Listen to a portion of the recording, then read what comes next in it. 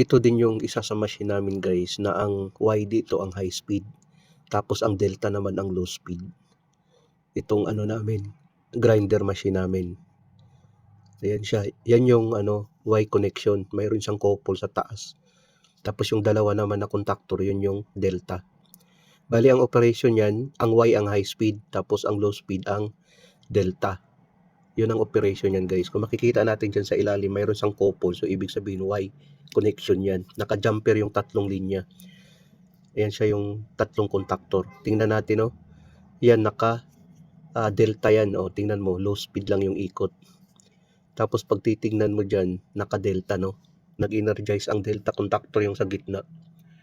Kung makikita natin, naka-delta yan, low speed.